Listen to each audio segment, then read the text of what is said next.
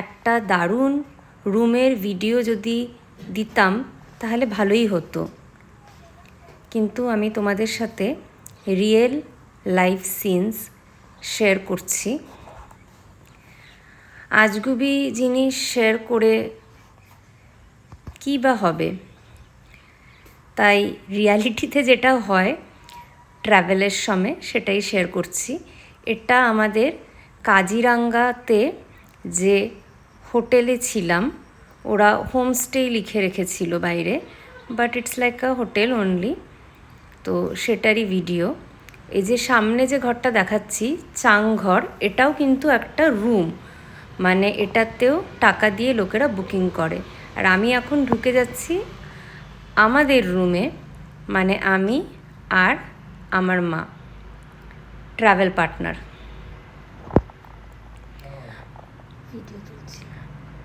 মা একটু শুয়েছিল, বললো একটু বিশ্রাম করে নিই। আমি মাকে বলছি যে তুমি একটুখানি ভিডিও বানাচ্ছি, হাত নাড়িয়ে দাও।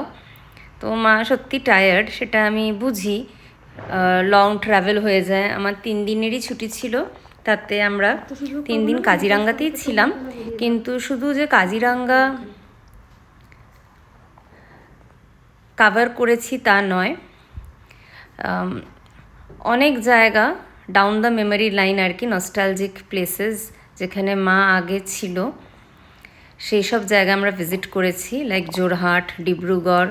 আর সেগুলো কাজিরাঙ্গা থেকে অনেকটাই ডিস্টেন্সে, তাই 3 দিনে পুরোটা কভার করা হেকটিক হয়ে গেছিল।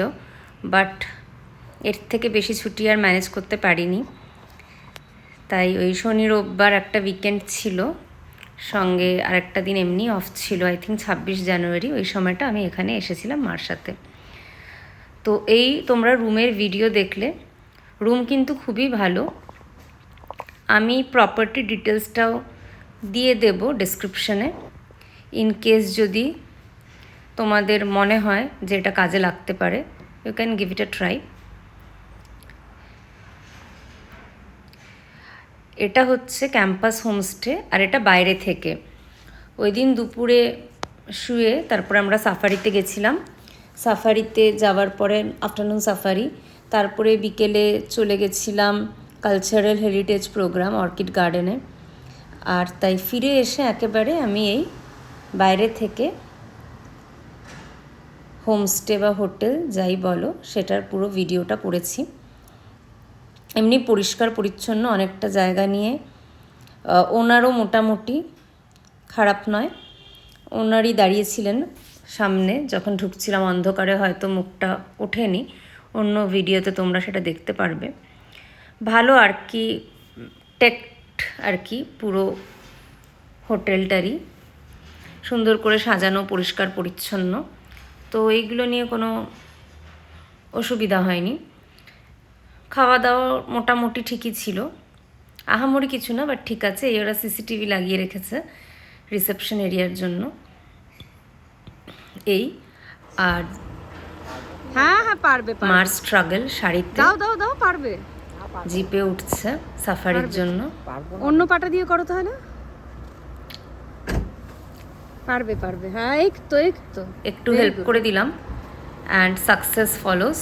হ্যাঁ আস্তে, হ্যাঁ। মা শাড়ি ছাড়া কিছু পরবেই না, সে বিদেশে যাক আর বিচে যাক। শাড়ি পরে বলো এই বয়সেও। Here she is. সাফারিতে বেরিয়ে পড়লাম। একটা জিপসি আমি আর মাই নিয়েছিলাম, 2840 রুপিস লেগেছিল। এটা গভর্নমেন্টের যে ফিসটা, তোমরা যদি কমে অনুভবে ব্যবস্থা করতে পারো তাহলে খুবই ভালো, বাট এটাই লেগেছিল আমার charge, 2840 rupees for the full Gypsy. Share করে গেলে তো খুবই ভালো হয়। আবার অনেকেরা বলছে যে কম টাকায় নাকি বাইরে ব্যবস্থা করে দেবে, কি ট্যাক্স নেবে না, এই সেই। তো আমি জানি না সেগুলো কতটা ঠিক বেঠিক। আমি এসব রিস্কে আর যাইনি, যা গভর্নমেন্ট ফিস সেটা দিয়ে বুক করেছি। অনলাইনেও নিজে থেকে বুক করে নেওয়া যায়। মা গাড়িতে বসেছিল, এখানে একটু ব্রেক ছিল, সাফারিটা বেশ লম্বা, 3-3.5 ঘন্টার।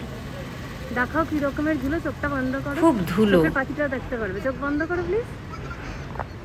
সেটা আমি দেখানোর জন্য আবার বন্ধ করো একবার। এই যে ধুলো চোখের মধ্যে, ধুলো তোমরা পড়ে দেখতে গেছে। পারছো এটাই দেখানোর জন্য এটা। চোখের মধ্যে পুরো ধুলো, চুলে চুলের ধুলো। মধ্যেও ধুলো। তো আমরা মাস্ক এত তো ক্যারি ধুলো। করি এই সবসময়, যে থ্যাঙ্কফুলি পুরো আগেও ধুলো সাফারি হয়ে করেছি তো জানি মাস্ক লাগে, বাট মাথাও কভার করে গেলে ভালো হতো, চুলটা বেঁধে মাথা কভার করে গেলে, বিকজ আমরা যেই সময় গেছি ঠান্ডাই ছিল, তাই সাফারি করেই প্রত্যেক দিন শ্যাম্পু করব, মাথা ধোবো, এটা প্র্যাকটিক্যাল না। খুবই ডাস্টি আর কি, খুবই ডাস্টি। প্রচুর গন্ডার দেখেছি, সত্যি কথা বলতে এই সাফারিটা, আমি অনেক সাফারি করেছি বাট এই সাফারিটা আমার খুবই ভালো লেগেছে। কম্পেয়ার করলে ভুলই হবে, কারণ সব কটা জঙ্গলেরই গেট আপটা আলাদা, স্ট্রাকচার আলাদা, সাইটিং আলাদা, কিন্তু এখানে বেথলা ফরেস্টে গেছিলাম, তারপরে এখানে এত সুন্দর সাইটিং হয়েছে, প্রচুর গন্ডার দেখেছি, ওয়ান হর্ন রাইনোসরাস কাছের থেকে দেখেছি, monitor Lizaad, tortoise, brown Lizaad, 3 রকমের হরিণের প্রজাতি দেখেছি, মেনলি সাম্বার ডিয়ার দেখেছি। আচ্ছা, মানে ভালো লাগলো, মানে এত কাছে থেকে দেখলাম তো, 3.5 ঘন্টা পুরো উপভোগ করেছি।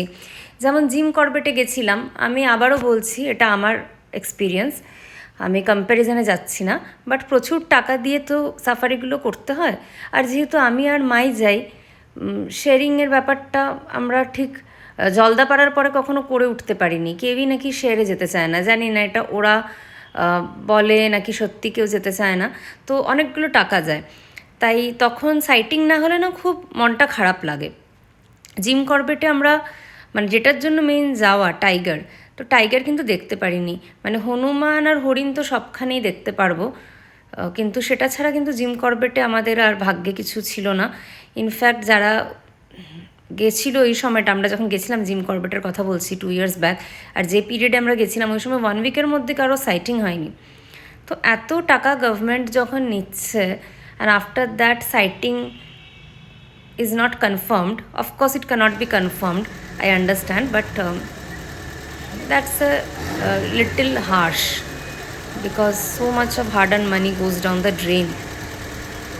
এগুলো যে দেখলাম সত্যি মানে প্রাণ জুড়ে গেছে। প্রচুর ওয়াইল্ড এলিফ্যান্টসের ফ্যামিলি দেখেছি, এটা 3rd citing of wild elephant family. Driver বলছিল হোলি খেল রাহা হ্যায়, মাটি ওড়াচ্ছিল ওরা। আর সাফারি করতে করতে সানসেটের সময় হয়ে যাচ্ছিল।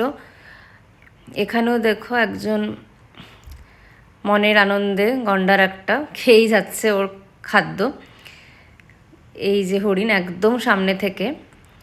আর সানসেটটা এত সুন্দর লাগছিল, আর ওই যে সূর্যর আলোটা যে পড়ছিল, তোমরা যেমন দেখলে জঙ্গলের ওপরে পড়ছিল, হাতির গায়ে পড়ছিল, খুব সুন্দর লাগছিল। আর এই হচ্ছে সাফারি জিপসিগুলো, অসাধারণ সুন্দর একটা মুহূর্ত, সূর্য, ধুলো, সব কিছু নিয়ে দারুণ একটা গা ছমছমে ব্যাপার। আর তোমাদের ভিডিওগুলো কেমন লাগছে একটু কমেন্ট সেকশনে কমেন্ট করে জানাও, লাইক শেয়ার সাবস্ক্রাইব করো, চ্যানেলে পারলে একটু হাইপ করে দিও। আর নেক্সট ভিডিও পর্যন্ত সবাই ভালো থাকো, stay healthy, stay safe, take care. Kaziranga সিরিজের আরও ভিডিও আসবে, তাই সবকটা দেখো প্লিজ।